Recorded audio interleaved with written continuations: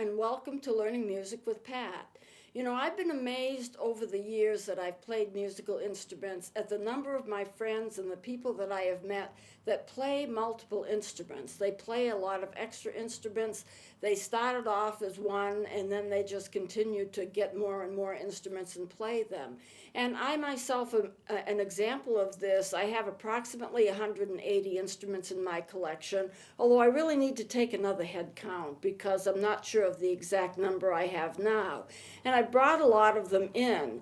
What I thought I might do today is spend a few minutes showing you what you can do to make sure that you buy the right instrument.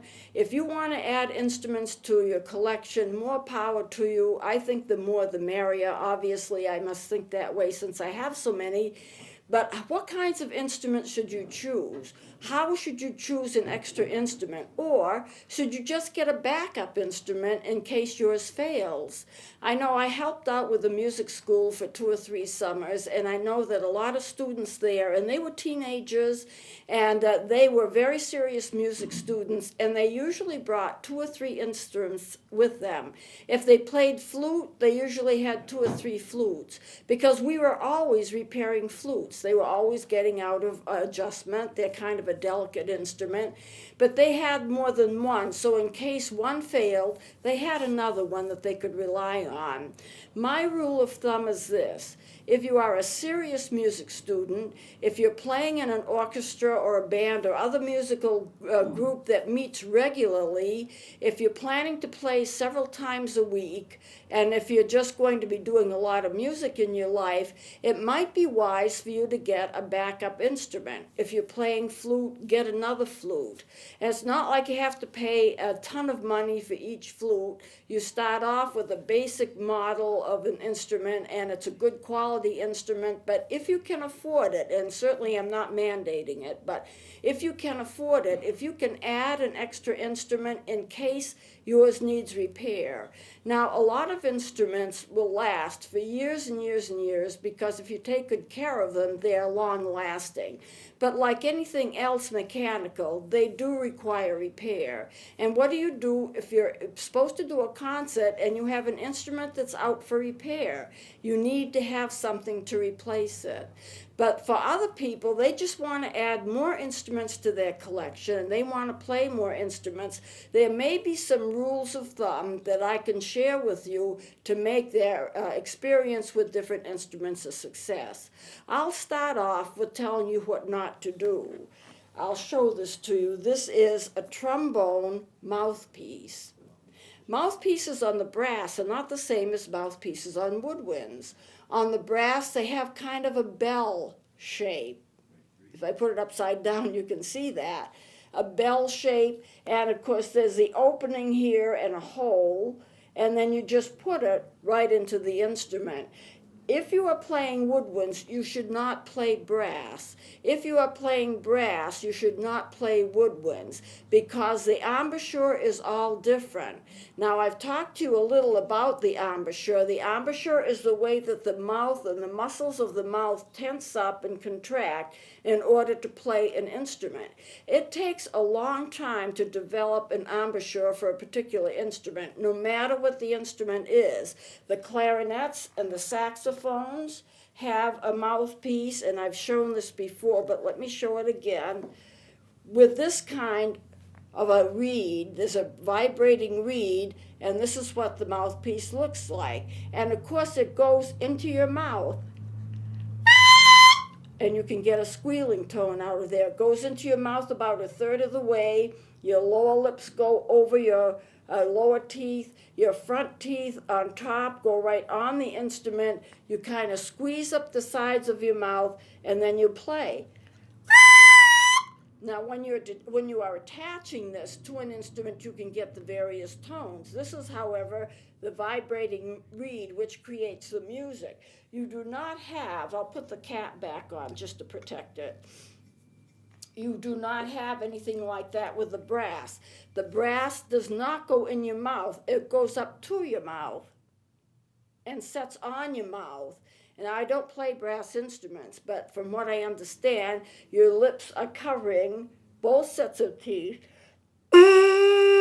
and and you can kind of tongue into a tone like that. But I can tell just by doing that that my lips are beginning to hurt.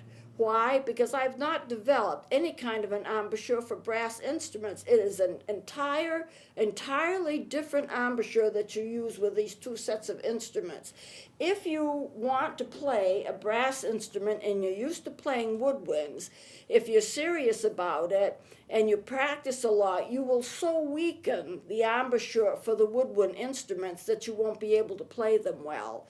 What will happen is the tone will be weak, you're not going to be able to hold the embouchure right, and you're not going to get any kind of good music. Because what you do is you weaken, by using the muscles for a brass instrument, you weaken all the muscles and the tension of the muscles when you're playing the woodwinds. Like so, if we were to do it vice versa, if you were playing brass and you're used to a brass embouchure, you've built it up over time, and you start playing a woodwind instrument and you start using that kind of a mouthpiece, you will weaken the embouchure for the brass instrument.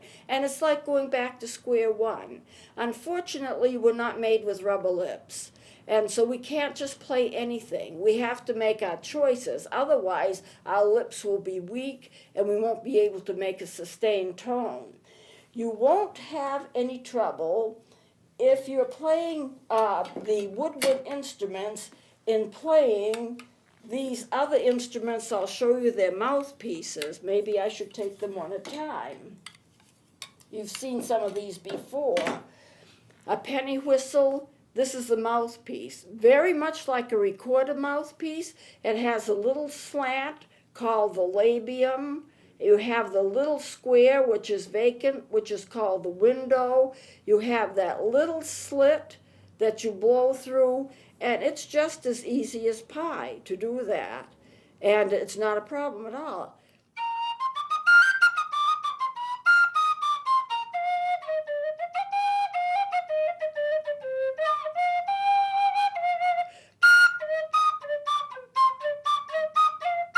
Even the octaves are simple, but this mouthpiece is very much like the mouthpieces on the penny whistles, which are conical. They come to a point.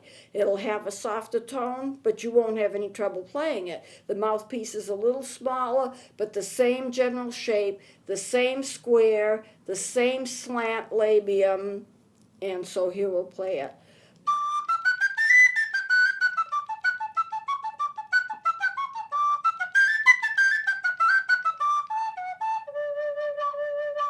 No trouble at all. The mouthpiece is a little different shape, but it is so similar as to almost be identical with the exception of the size. You won't have any trouble if you're using a sassuto. Your embouchure, you see, is going to be about the same. This is a sassuto, same labium, same window, a little bit short up here. It's a little different shape.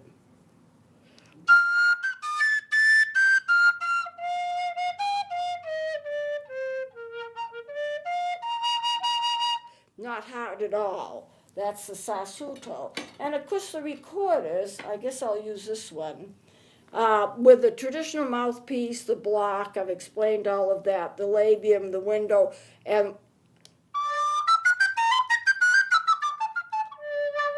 the thing that makes them so simple is that they are so similar. So if you're going to get a new instrument and learn something new, you should probably get one where the embouchure is not going to change much and the mouthpieces are somewhat compatible.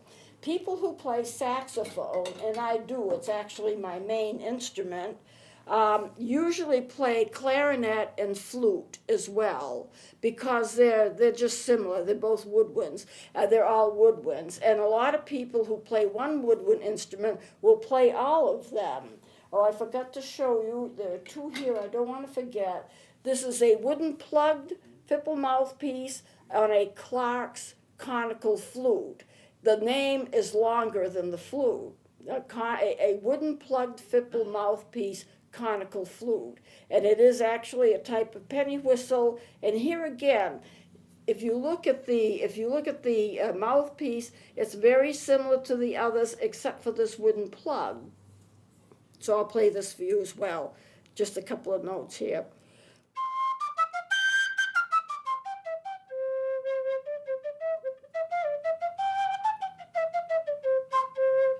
than a couple. So as long as the mouthpieces are somewhat similar, you should not have a problem. You might have a problem in the fact that the larger recorders, their mouthpieces are a lot bigger. Now, I didn't bring the biggest recorder, which is my folded bass, but this is the next thing to it, and you can see a change in the size of this mouthpiece. And where you blow it in, that slit's a little bigger. The labium, the window, all a little bigger. But the basic shape of this mouthpiece is the same as the basic shapes of all the other instruments I've showed you.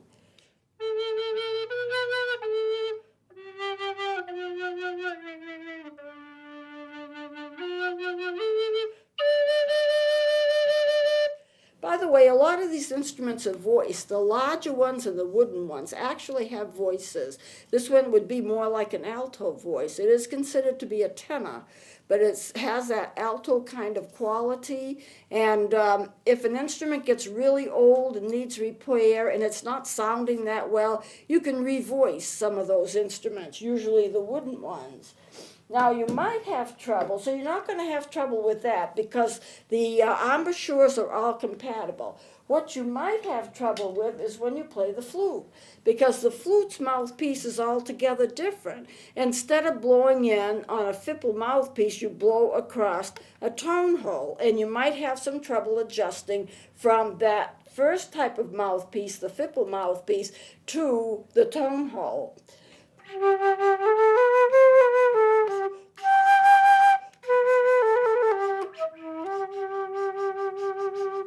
The shape of the mouthpiece is entirely different because you're blowing across it. And with the piccolo, I brought in my piccolo. I've not had it in here before, but the mouthpiece is the same kind of shape, but it's smaller. It's a lot smaller, so you might have some trouble adjusting to that. Size adjustments can be a problem to your embouchure, and shape adjustments can be a problem to your embouchure. So you really need to have pick an instrument whose embouchure is compatible to the embouchure that you have developed over a period of time. I do have some extra saxophones here, just newer instruments. You have not seen them before. This is considered to be a saxophone. By the way, I have about 6 or 7 regular saxophones and a few little odd ones here. This is a Saxy, S-A-X-Y, and it's computer driven. And you have 4, I'm not going to take it apart, but you have to unscrew the back to put 4 batteries in it, double A's, and then you have adjustments on the front. You can choose background music, or you can choose the saxophone, the tuba, or the clarinet settings. And then you have an on-off switch and a volume switch and pitch adjustments. So let me just try this. I'm going to turn it on. You'll hear 3 notes if it's working. There they are. Let me try it again. Okay. Now what I want to do is, it's almost like a glorified electronic kazoo. I will sing in it. I'm going to put my pitch down a little, and I'm going to try the tuba setting.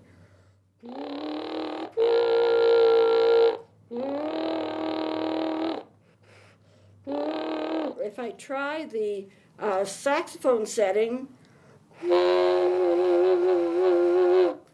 this company that made this has now gone out of business. Go figure. Well, anyway, let me try the clarinet. It's not much better. Originally, what they wanted to do is an instrument. You could sing into it like a kazoo, and you could set it for the various settings and get the tone quality of those instruments that you are playing. I've never quite dared to show up at a rehearsal with this. I might do it just for the fun of it, because sometimes I try to freak people out. I bring an instrument that they've never seen before. What's that? Oh, let me play it for you. I had one person say I could play a straw if I wanted to, and I brought a walking stick flute. Undoubtedly, I'll have it in here sometime. The walking stick flutes, I have two of them. They are the size of a walking stick, but they have a mouthpiece, and they have tone holes, and you can actually play them. And I was at a orchestra. I was playing. Yeah. Another thing you can do. Another thing you can do is you can play other music. I may as well do this.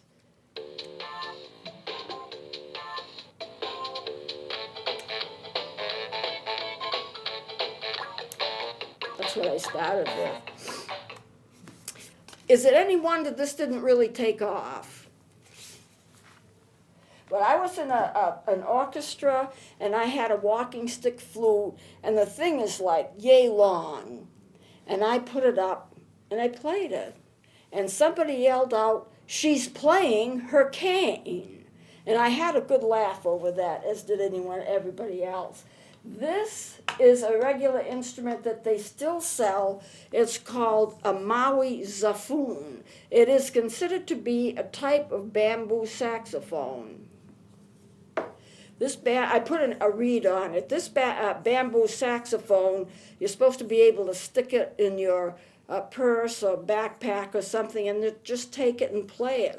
I find it's very difficult to play. The ligature came with it, and if you can look, they carved out a place for the ligature so you can't take it off. And the other thing is that the mouthpiece, if I can do this, we'll try it. I want to just pull off this reed. It's not so easy to do.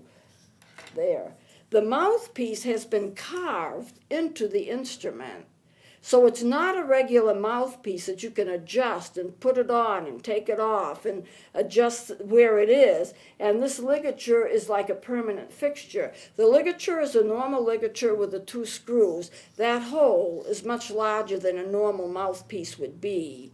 And so I find that, it's easier for them to carve in a mouthpiece and they don't have to send you one. I imagine it's much easier for them and much cheaper for them than they're not sending mouthpieces and reeds and all of that. However, it makes it very, very difficult to play. I've never been able to play it and get it to where I want it to be. Also, this cap, it's all rough on the inside, and sometimes it tends to get itself hung up on the mouthpiece, which of course just damages your reed.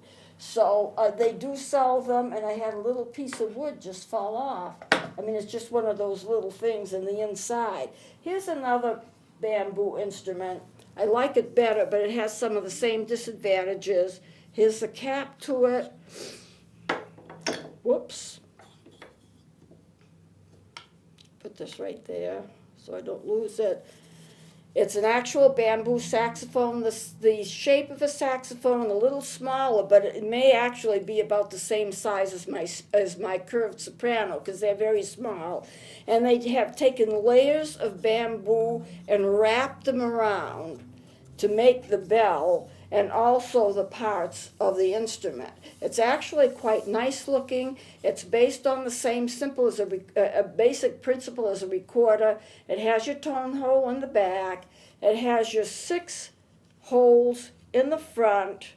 And you play it like you would a recorder. It's not a bad little instrument. It's kind of hard to get a tone out of it, and I'm not sure whether I can or not because I have not moistened this instrument, so I'm just taking a risk. It may or may not work.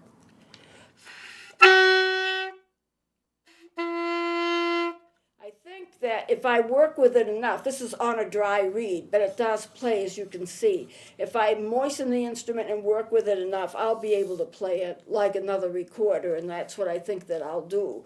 But likewise, the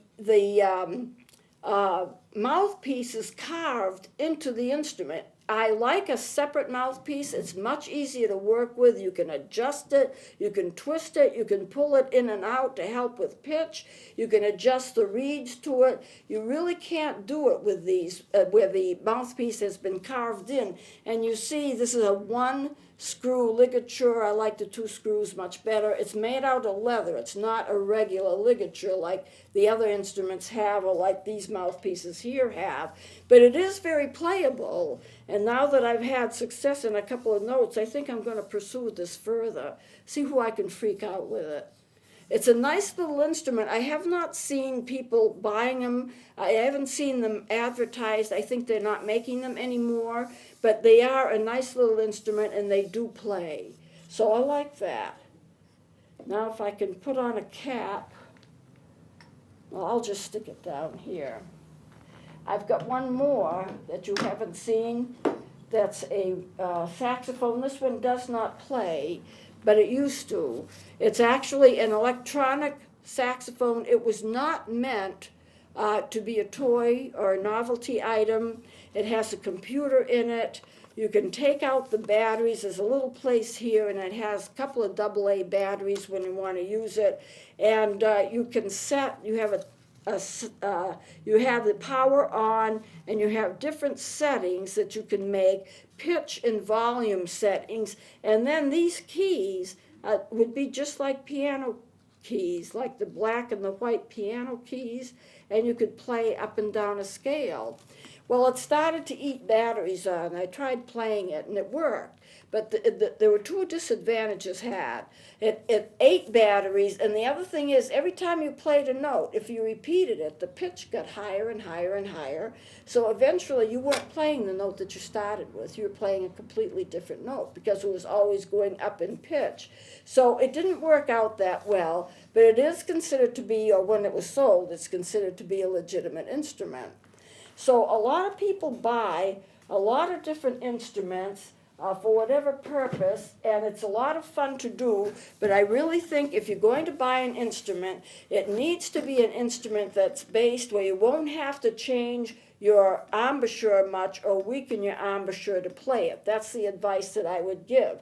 Other than that, buy whatever you want. The more the merrier. And if you stay with the woodwinds and the brass, the embouchure is going to be an issue, and you need to consider that when you purchase an instrument. So I think I'll close for now. There's not much time left, and if I start something, I'm not going to be able to finish it. So thank you for watching. I hope you have a bunch of instruments you can have fun with. Please join me next time.